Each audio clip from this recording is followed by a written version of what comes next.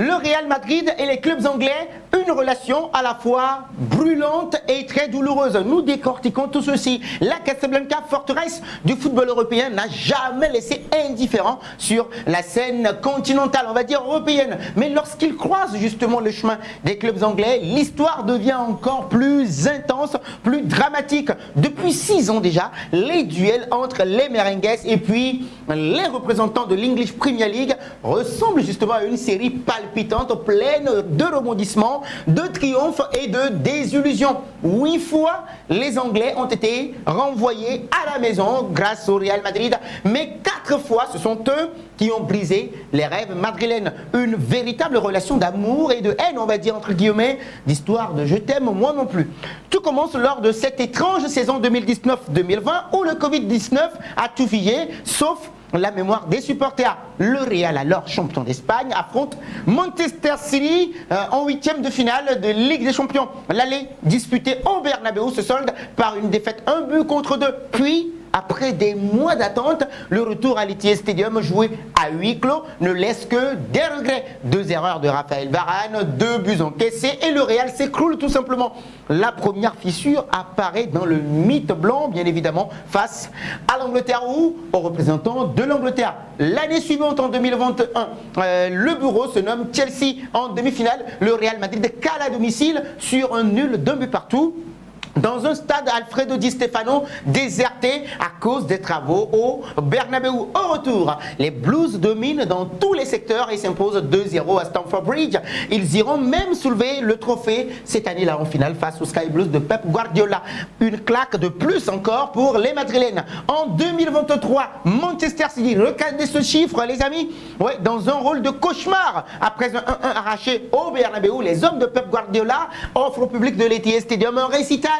Le 4-0 infligé aux hommes de Don Carlo Ancelotti marque les esprits. Jamais le Real n'avait semblé aussi impuissant sur la scène européenne depuis très longtemps. Puis en 2025, le coup de grâce est porté par les Gunners d'Arsenal avec Bukayo Saka en quart de finale. Le retour, eh bien oui, le Real se présente avec ambition. Mais sur le terrain, c'est un autre film tout simplement. Arsenal est bien organisé, tranchant.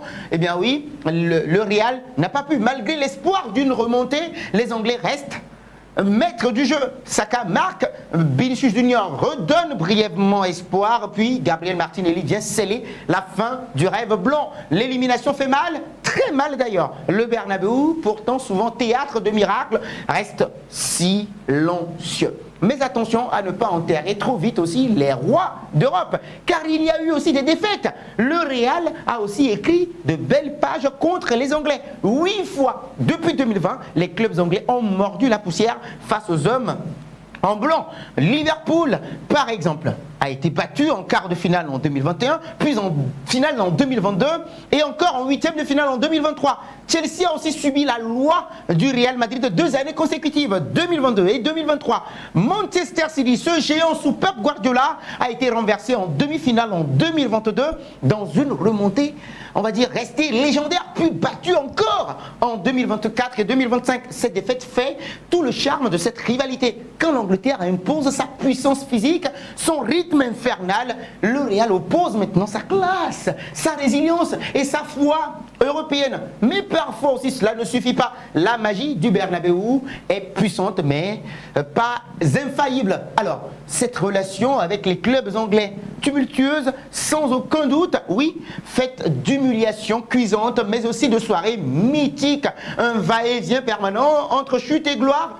Car cela, oui, le Real Madrid, un club qui tombe, mais ne reste jamais à terre bien longtemps.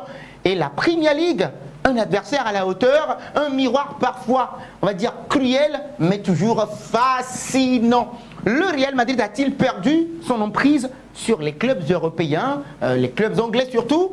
Arsenal méritait-il vraiment de sortir le Real Madrid de cette année?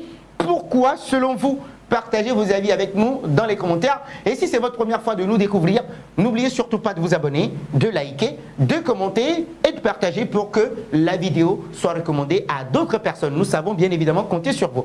Merci de nous avoir suivis.